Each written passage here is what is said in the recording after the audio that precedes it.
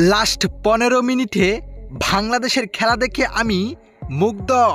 বাংলাদেশ ম্যাচটি জিতার প্রাপ্য ছিল।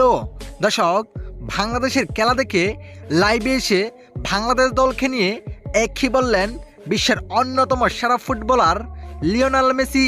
হ্যাঁ দর্শক, বিস্তারিত জানতে পুরো ভিডিওটি না টেনে শেষ পর্যন্ত দেখুন।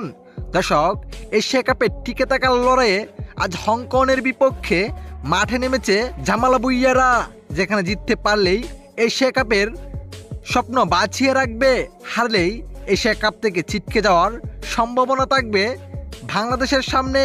এমন ম্যাচে এদিন শুরুতে ভুল করে বসেন বাংলাদেশের ফুটবলাররা, যেখানে ডি বক্সের ভিতরে ফাউল করে বসেন। এতে পেনাল্টিকে গোল দিয়ে দেয় হংকংয়ের প্লেয়ার। হাফ এনারের আগে এক গোলে পিছিয়ে পড়েন বাংলাদেশ দল। তবে হাফ এনারের পরে দুর্দান্তভাবেই শুরু করেন বাংলাদেশের ফুটবলাররা, যেখানে 75 মিনিট পার হওয়ার পর একের পর এক আক্রমণ শুরু করেন বাংলাদেশের ফুটবলাররা, যেখানে শেষ মুহূর্তে ম্যাচের 84 মিনিটে দুর্দান্ত গোল করে দলকে সমতায় ফিরিয়ে আনেন রাকিব হোসেন। এদিকে বাংলাদেশের অবিশ্বাস্য খেলা দেখে লাইভে এসে বিশ্বের অন্যতম সেরা ফুটবলার লিওনেল মেসি বলেন, দুর্দান্ত খেলেছে বাংলাদেশ।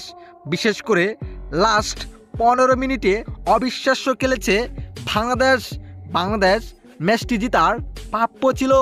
বাংলাদেশ একসময় বিশ্বকাপও চান্স পাবে। বাংলাদেশ যেভাবে আগাচ্ছে, আশা করি পরের ম্যাচগুলো জিতে বাংলাদেশ এশিয়া কাপে সুযোগ করে নেবে।